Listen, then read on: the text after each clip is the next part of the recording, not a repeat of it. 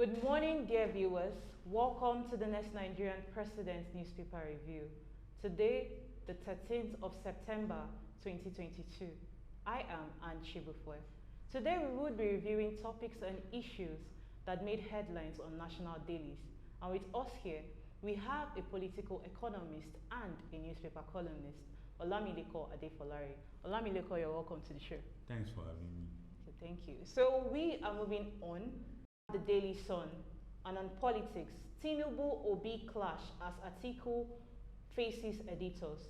And the writer goes, "We need competence, not it's my turn to rule," LP candidate tells APC standard bearer. Obi concocting lies against ex-Lagos governor, campaign cancel.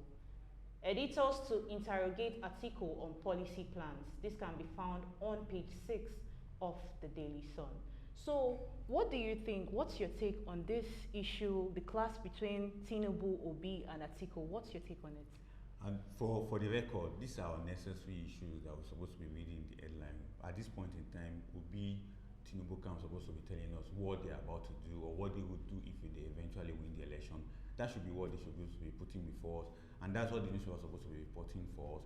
But as it stands, they are still doing that dilly-dallying, tackling each other on issues that are baseless, issues that have no relation with development, issues that have no value landing for Nigerians to really to bear. Even if they win the election, is it how they are going to be telling us how government has been, or how they're going to be telling us what has been the problem? We don't want such things to be part and parcel of the campaign process of the leading candidate. Rather, they should focus on development issues that will help us to be able to understand their manifesto.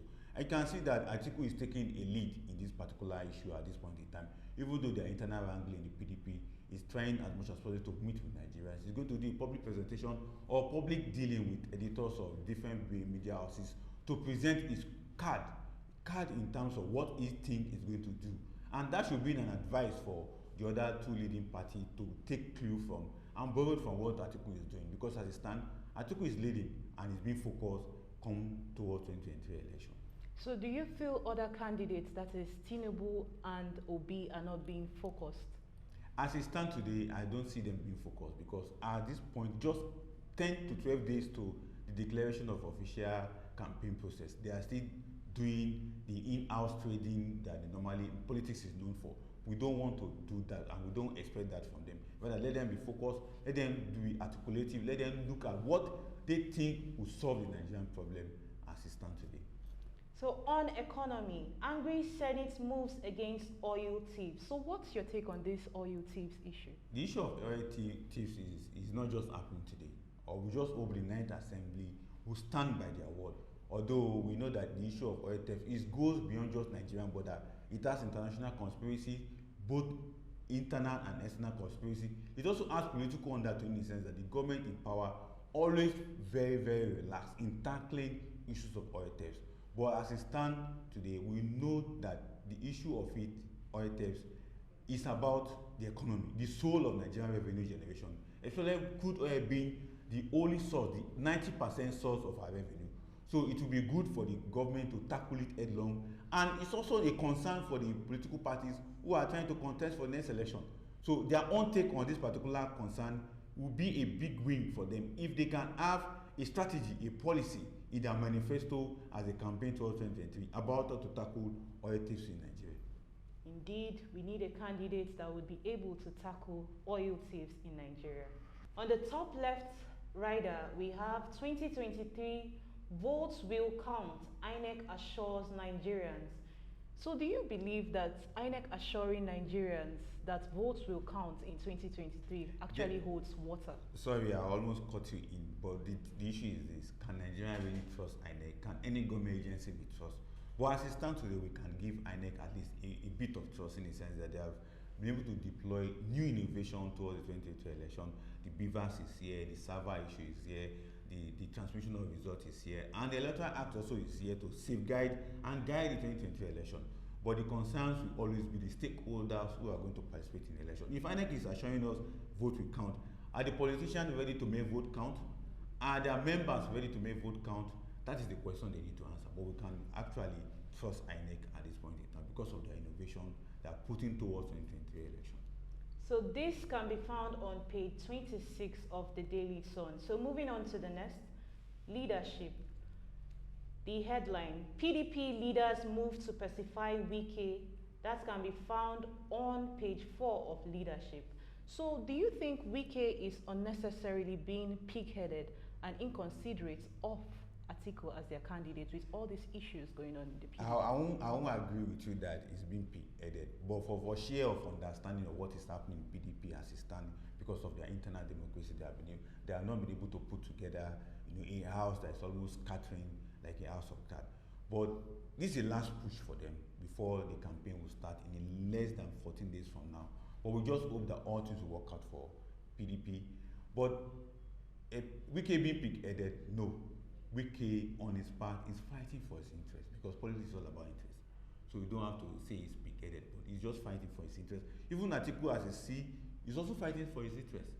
So it's all about interest articulation, interest aggregation, and interest push forward on both sides of the gladiators. But we just hope that we come to a round table and things will be settled, and the internal democracy of PDP and the zoning formula of PDP will be respected, and that's what Wike is fighting for. So talking based on interest, does this mean that these candidates are just being power drunk at the end of the day?